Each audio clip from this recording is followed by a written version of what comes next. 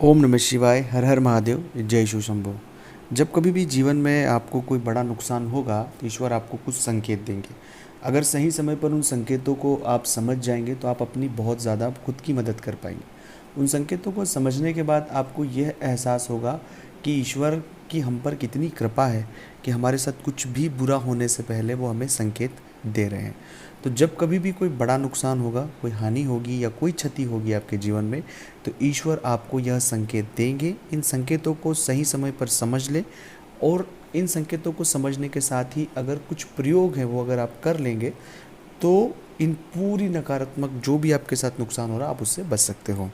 सबसे पहला, आपको ईश्वर हमेशा जब कभी भी किसी के साथ कुछ नुकसान उसका होने वाला है तो कुछ महीनों से, कुछ हफ्तों से नकारात्मक सपने आना शुरू हो जाता है।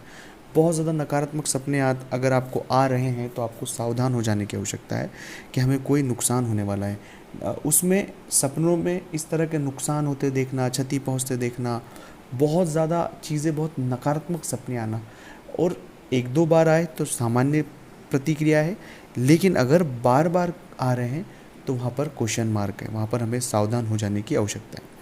दूसरा, ईश्वर हमें जो संकेत देता है कि आप बहुत ज़्यादा तनाव में रह रहे हैं, बहुत ज़्यादा चिंताओं में रह रहे हैं, बेवजह, कोई वजह नहीं है, छोटी सी बातों का बहुत ज़्यादा तनाव कर लेना कि ये कैसे हो जाएगा, मन में एक भय बन जाना कि अब कैसे चीज़ें सही होगी, किस तरह से होगी। हमारा ऐसा स्वभाव नहीं है सामान्य तौर पर, लेकिन हम न जाने क्यों बेवजह बहुत ज़्यादा तनाव, बहुत ज़्यादा सोचने लग गए, ओवर थिंक करने लग गए, और जीवन में चीज़ें जो सही हो रही थी वो धीरे धीरे खराब होती जाएगी। तो ये दूसरा संकेत है जिस संकेत को आपको बहुत डीप समझने की आवश्यकता है। तीसरा, हम अनुशासनहीन हो रहे हैं।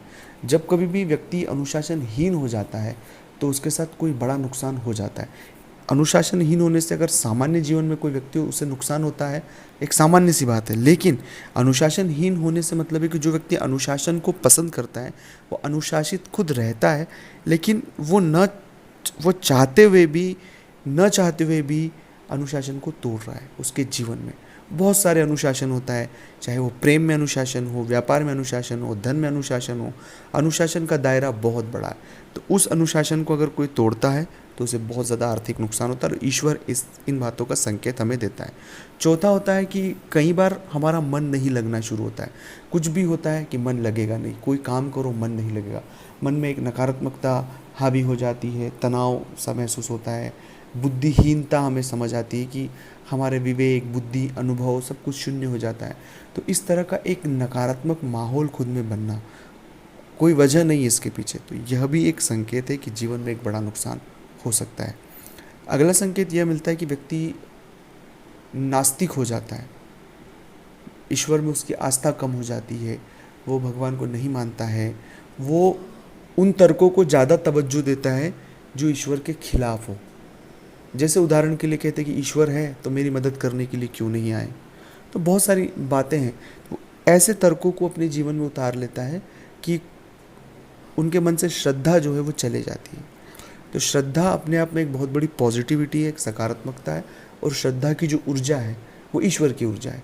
तो वो उस ऊर्जा से अगर कोई व्यक्ति दूर हो रहा है तो यह समझ जाइएगा कि कोई नुकसान हमें बड़ा होने वाला है। ये सावधान हमें यहाँ रहने की आवश्यकता है। अब ये सभी अगर संकेत आपको मिल रहे हैं और आप चाहते हैं कि इनसे कैसे बचा जाए, तो स्क्रीन पर मेरा नंबर चल रहा है, आप व्हाट्सएप पर अपॉइंटमेंट लें, अपॉइंटमेंट लेकर मुझसे बात करें। उसका फीस शुल्क लागू है। दोस्तों, मिलते हैं अगले वीडियो में। ओम नमः शिवाय। हर हर महादेव।